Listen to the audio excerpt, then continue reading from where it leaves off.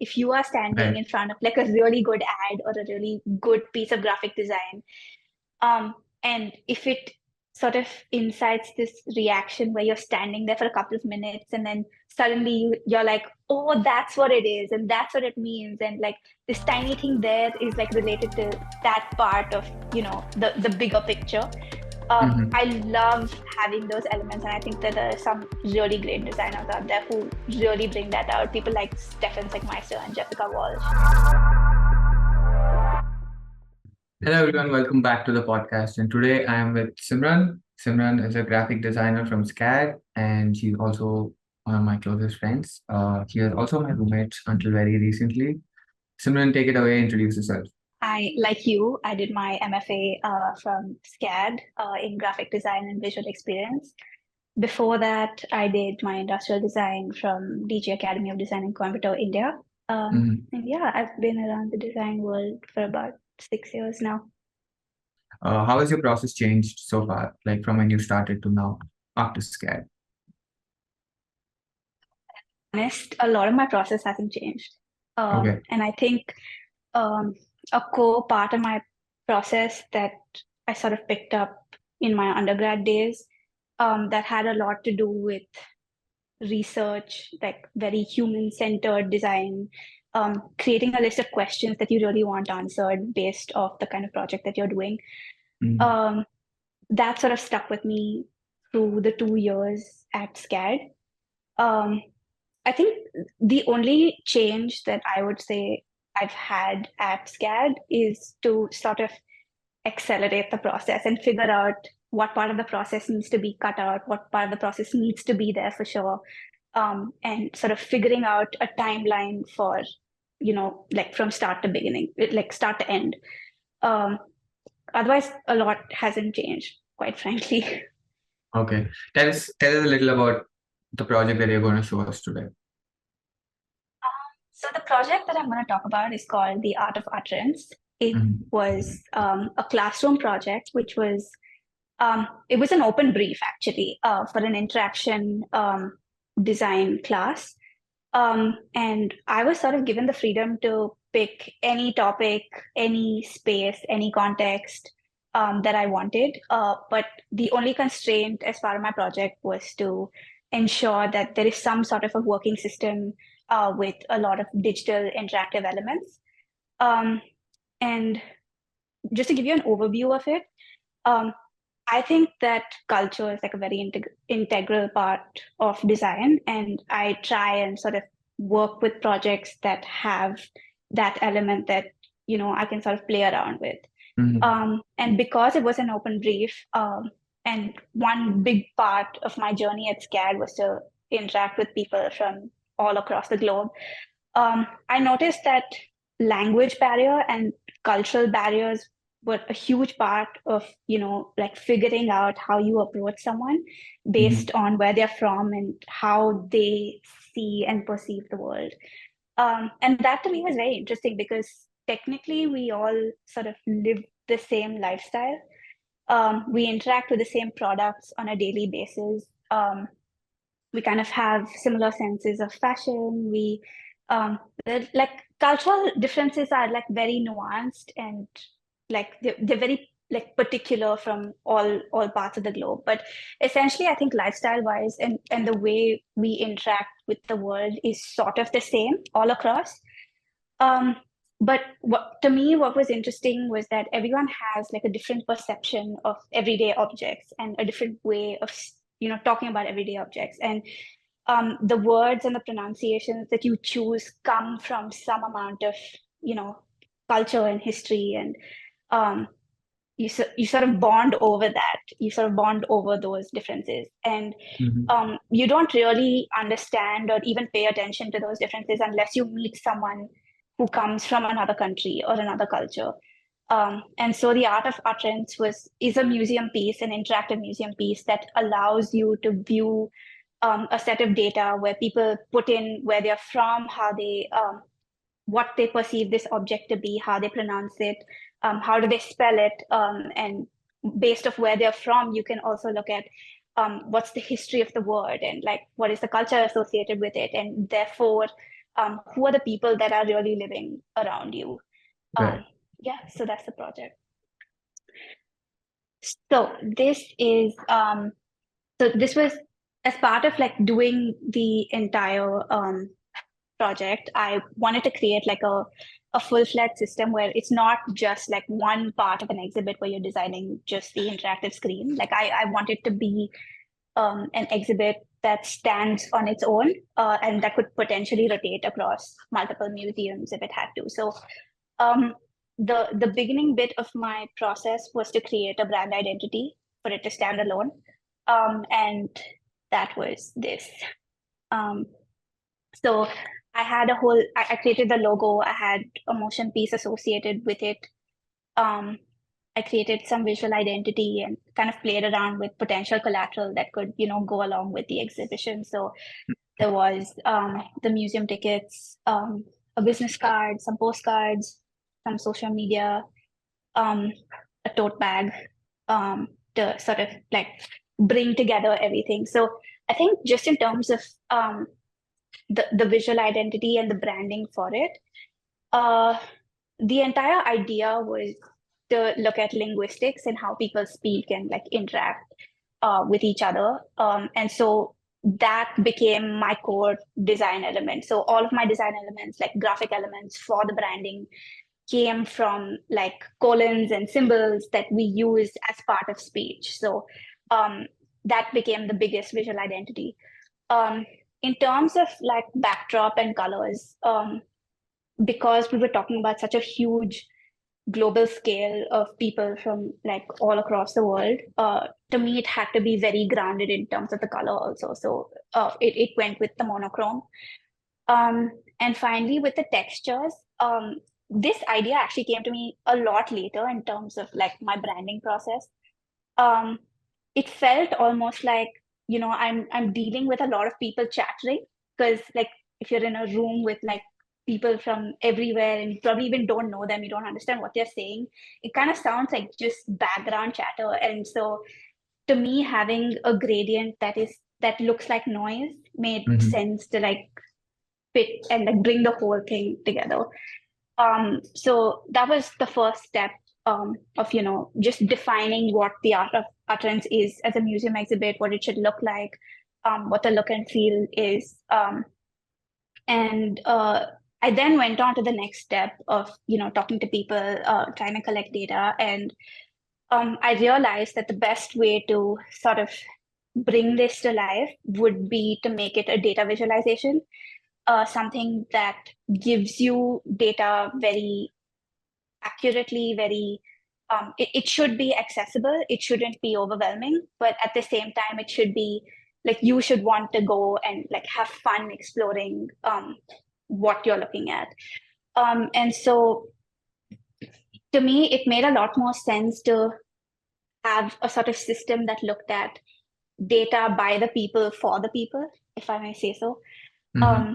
So the idea was to get live data from people, irrespective of where they are in the world, through social media and through like a website, or through, one of those links that you have on Instagram that you click on and go through like a form.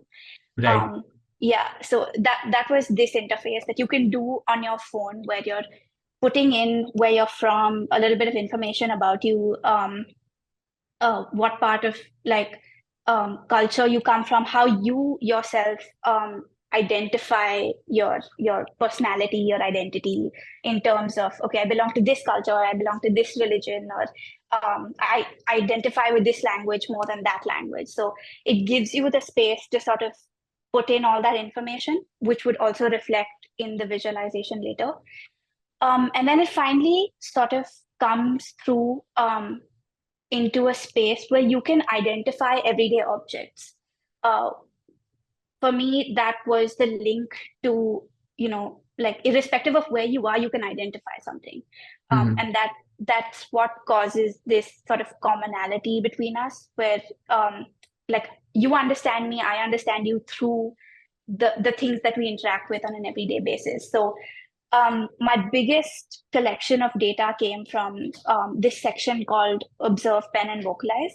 So you would be given a prompt with a picture of an object, and then you would have to fill in what you call this object, and then you can also sort of give like a voice input of how you pronounce it. And just as a fun element, I thought that whoever fills in this data, irrespective of where they are around the world, you should be able to access like where your data is going in the bigger picture. So I'll get to that a little later in terms of like Okay. everyone accessing it on like a digital interface. So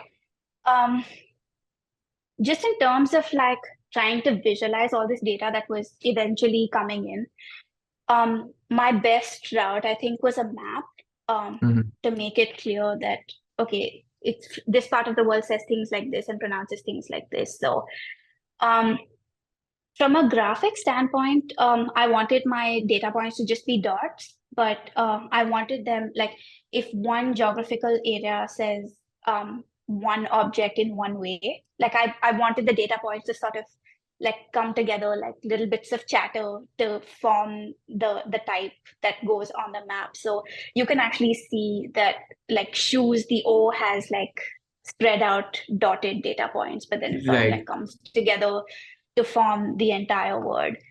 So yeah, this was the entire idea with um, like collecting information, putting it into a system that is accessible, where you can tap on every data point and sort of get in all the information of that one person who's fed in, you know, all the stuff that they did. Um, and so it all sort of came together very nicely towards the end in terms of just creating an interface where um, you're interacting with the map where you can click on data points and sort of zoom in, zoom out. But I also brought in this element that I thought might be fun where you can filter out what type of data you want to see. So I had this tiny section while collecting data that you can, if like, let for people like us, we're living here in the US, but we're Indian, so our accent is Indian, and we say things in the British sense and not the Right. American sense. Mm-hmm. And so it's interesting because our data would reflect from the US, not from India, because we stay here geographically. So I had a bunch of filters like that in terms of like cultural identification, where you call home, just to like filter out and see in today's world, where are these people who are saying things in different ways? But historically, also, where do they come from? So I did also create one, like I was talking about, in terms of for those people who can't view the exhibit live, wherever it is. I did want to have an opportunity where you have a like a tiny pass where you're sitting at your desktop and looking at the same map that someone would ideally interact with at a Mm-hmm. museum exhibit. So, um, like I think this one here shows what it would look like at the museum. And then like you sort of click on one data point and like you can hear the pronunciation. It gives you the location of the person who's fed it in. It gives you a little bit of like history and culture of like, okay, why do Indians say things the British way? Because like historically we were colonized or whatever. Right. But yeah, so this was like an entire system, and it was also one of the first times that I've done like multifaceted design, like in one project. So yeah, this was the whole thing. Nice. Nice. So, what are some of the challenges that you faced when you're going through the process?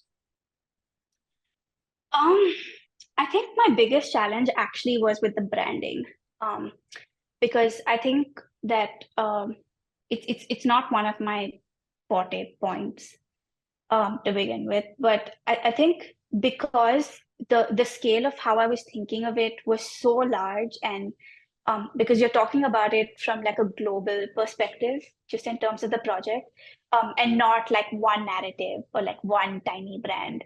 Um, to sort of consolidate that into a visual language was a little bit of a challenge.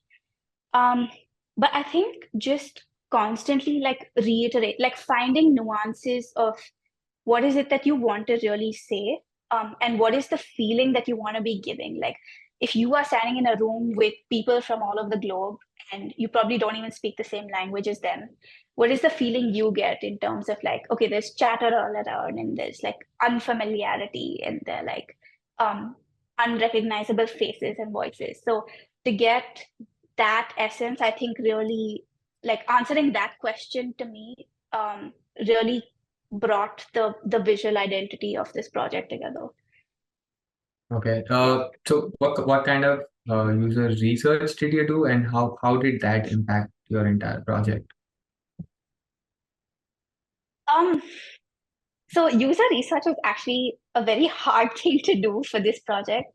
Mhm. Only because like we're sitting here in college and like there are only a bunch of people you can actually talk to from different parts of the world. And a lot of my research actually for this one particularly depended on statistics that I could find from whatever source, Right. more than really talking to people. So I did manage to talk to a few people, like get a little bit of insight as to how they perceive, like people of different ethnicities around them and like how they deal with language barriers and things like that. And also how they bridge the gap between, okay, I say something differently but and you say something differently, but like how do we come to common grounds with that. um but yeah, a lot of my data was actually driven by statistics that I could find online, and Okay. what people have already said about like linguistics and things like that. Yeah. Okay. Okay. So, when it comes to your project, I know this has like you were talking about cultural part of it, like, and how that has a huge impact on this Mm. project. But I know a few of your other projects also have that. So why is the cultural aspect that important to you in your projects? um so I think there are like a few reasons. um so Um, like just a little bit of background. I think just the way I've thought about culture and design changed a lot when I moved to Coimbatore in Tamil Nadu for my undergrad. I think I was in a pretty like safe and secluded and like one cultured environment when I was in Bangalore, which is my hometown. Um, I actually didn't realize how much of a cultural shift you can have when you move locations and when you really spend so much time with people who are from a different place, who talk a different language, who have like a completely different cinematic universe. Um, and it really changes. Like it changes your perception of, okay, this is like I might perceive something in one way, but someone else is perceiving something in a totally different sense. And a lot of that has to do with um, the culture you come from, like the languages you speak, like even the way you probably even drink coffee. Like in the South, you have people drink coffee in a different way. In the North, someone's drinking ginger tea. And like the smallest of things changes. And I think even when we talk about visual language, a lot of it comes from culture. Like even through the history of design, a lot of it stems from like visual design stems from what is around you and how people are perceiving things around you. Um, like my best example is, those trucks in India that have horn, okay, please at the back, and like everything's just Yes. painted really beautifully around. You don't see Yes. trucks like that in the West. Right. And that's like a huge cultural difference. Like that's stemming from a huge cultural difference of um, like circumstances that people have just geographically in one place compared to the other.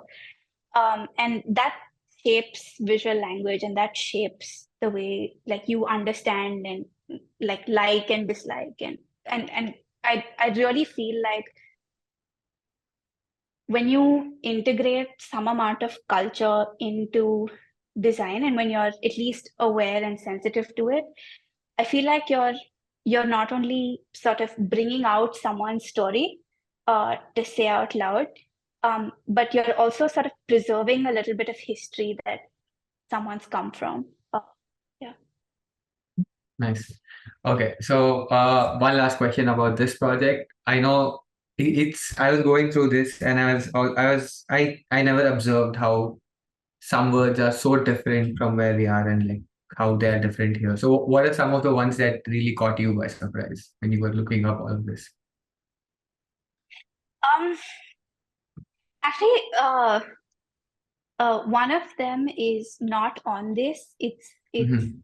it's a conversation that I had with one of my friends whose name is Taylor. And she and I used to really spend some time together after class. Um, and this one time I was sort of saying to her that I wish I could bunk class the next day. And she had no idea what I was saying. And that's like What a pretty what common you thing back home. So yeah, yeah. and it's it's such a common thing back home. And she said, "What do you mean bunk?" Like stuff like, like skip class. And she's like, I have no idea what that means. And that's when I kind of realized that there are so many things that we say that probably don't make sense to someone else. Right. Uh, so yeah, I think, and I had this conversation a lot before I started this project. So um, it sort of became like a running joke between us that every time we would like, spend time together, she would ask me, okay, Simran, what do you call this? And I call it that because I'm from here. And that sort of stuck and it kind of, I'm really glad that it turned into a project. Like it was like something so personal, but it turned into a project. So yeah. Yeah, no, I think that's where the best projects come from, like something from like personal insights or like a personal Yeah. experience.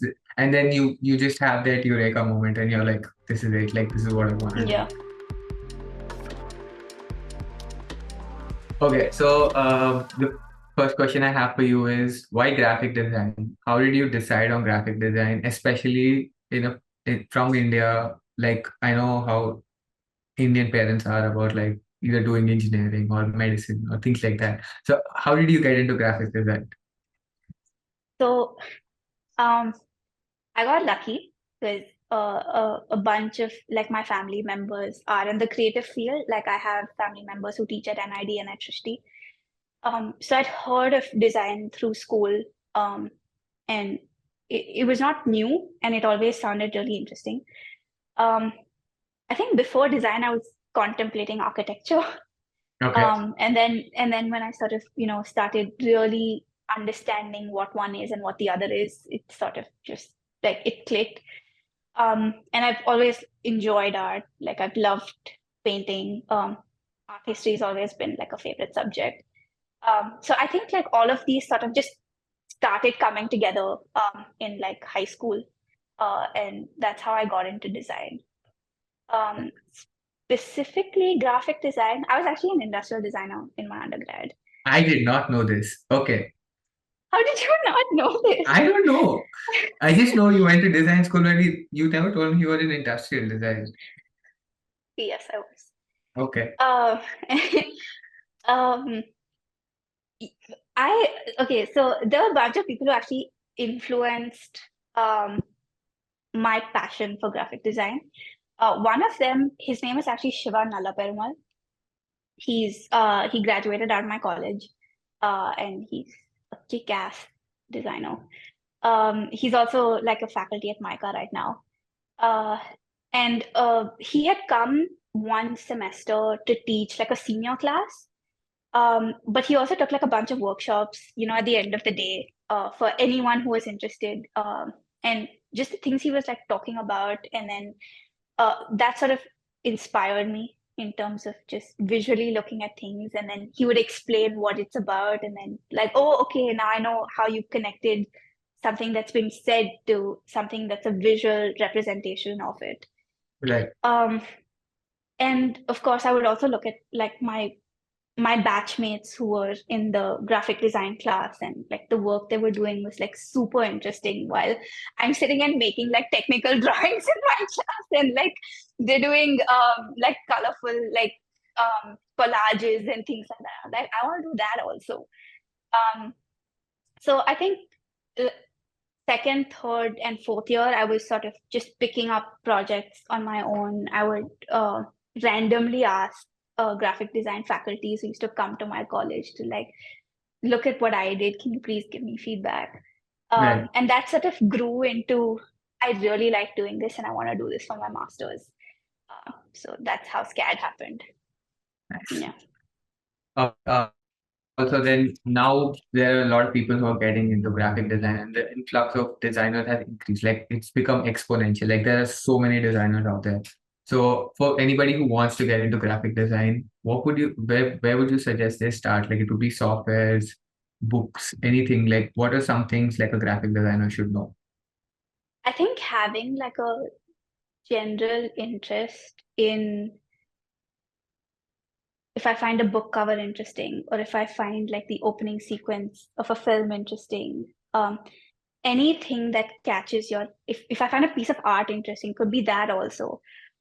Anything in terms of like color, in terms of images, in terms of like posters, whatever visual piece of work that you're looking at, if you find that interesting and if it sparks your curiosity, and if it gets you thinking, even if it's for like a brief moment, um, I think that's where it really starts. And paying attention to what you're looking at, possibly even reading about, like, I think forming connections to if this opening sequence of this movie looks like this and it really caught my attention, and then I watched the movie and went back to the opening sequence and I can identify why this was done in this way.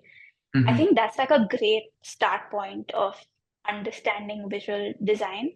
Just looking at examples. Um, a lot of the times, I remember when I was in school, my parents would take me to like craft shops to just buy paint or whatever it is. And the one section that I would really love looking at would be, the thick stacked color paper that would be Mm-hmm. organized color by color, but then you're Mm-hmm. like standing three steps behind and you're kind of looking at it all together, and you can see like a gradient forming across like multiple rows. I would love looking at that. So I think just indulging in like really nice typography or really nice color, or like all of that sort of picks up eventually, but just paying attention to those things really helps. So, okay, for she was talking a lot about arts and painting and drawing. Simran also sketches insane. She's an insane artist, even outside graphic design, and she has another Instagram profile for all her art. So tag that out also below. Okay, so what are some misconceptions people have when you tell them you're a graphic designer? Because like a lot of people think very differently about graphic design, and what is graphic design and what are some of the most common misconceptions that people have when you say you're a graphic designer?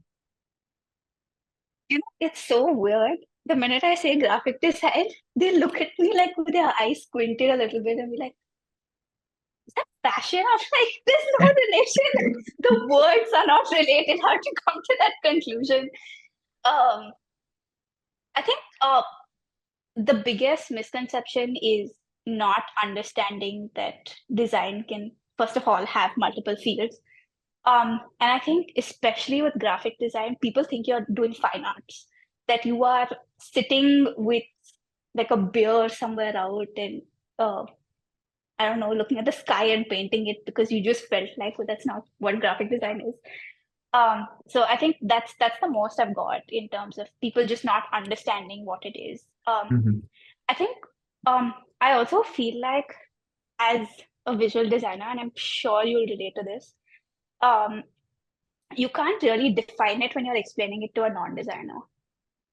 Like there are so many parts of it. I remember once telling someone that, oh, I'm doing data visualization, and then probably an hour later, I'm telling someone else I'm doing like branding and collateral. That's what graphic design is. And then you have so many answers to the same thing, and it's so Mhm. hard to define what graphic design is to a non-designer. When you think of graphic design, what does it mean to you? How would you define it for yourself? I think graphic design is anything that you can communicate um, very simply, very um, minimally, if that makes sense. Yeah, Okay. I think that's Okay. that's essentially what it is. Okay.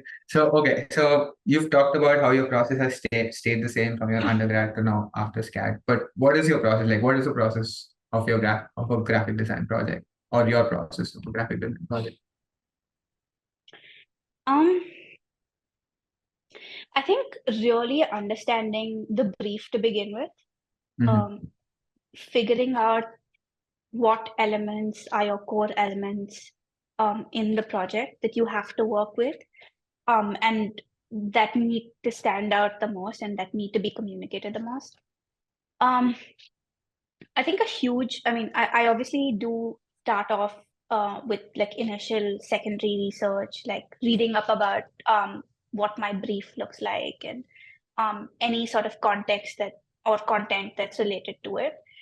Um, but I think my biggest section and the section that I'm most excited about as part of my process is putting down like a list of questions in terms of um, what human behavior is involved with my bit of graphic design. What sort of message do I want to put out? Um, like what are like the smaller nuances that would really elevate this project in terms of um, like almost like puzzle solving. Like if you are standing Right. in front of like a really good ad or a really good piece of graphic design, and if it sort of incites this reaction where you're standing there for a couple of minutes and then suddenly you're like, oh, that's what it is, and that's what it means. And like this tiny thing there is like related to that part of, the bigger picture. Mm-hmm. I love having those elements, and I think that there are some really great designers out there who really bring that out. People like Stefan Sickmeister and Jessica Walsh. Um, and so, like, really trying to bring that element into my design work is like my favorite part of the process.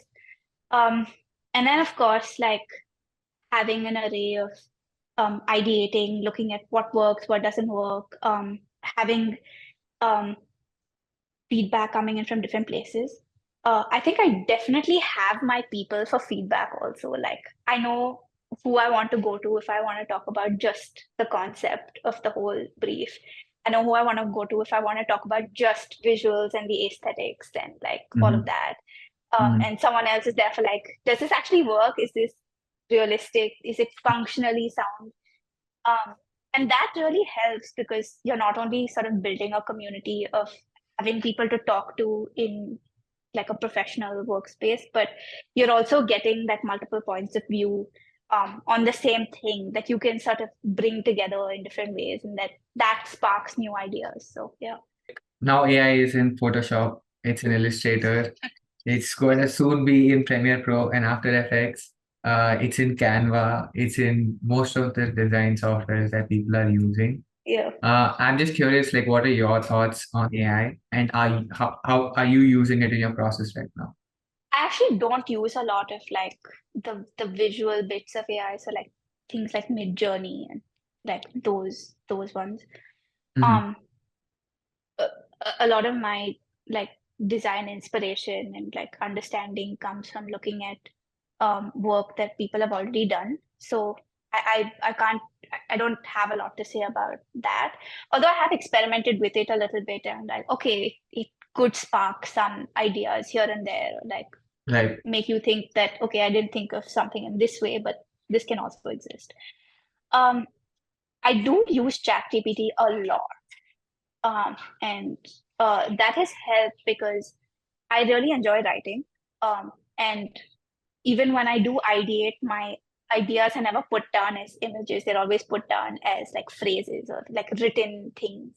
Mm-hmm. And so ChatGPT does help in that because it just makes the bit that I have to work extra hard for in terms of structuring my words right and Right. even putting in like a prompt that is potentially a question, and it gives me an answer that I probably wouldn't have thought of. So I think just as a tool in that sense, that helps you sort of navigate your ideation phase, and possibly even sometimes curation, like when you're done with your project and you like want to make sure it's curated right.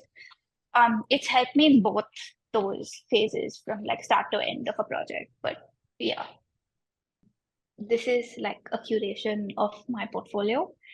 Um, I have both like graphic design work and illustration work. So these are all like the graphic and type related projects that I've done.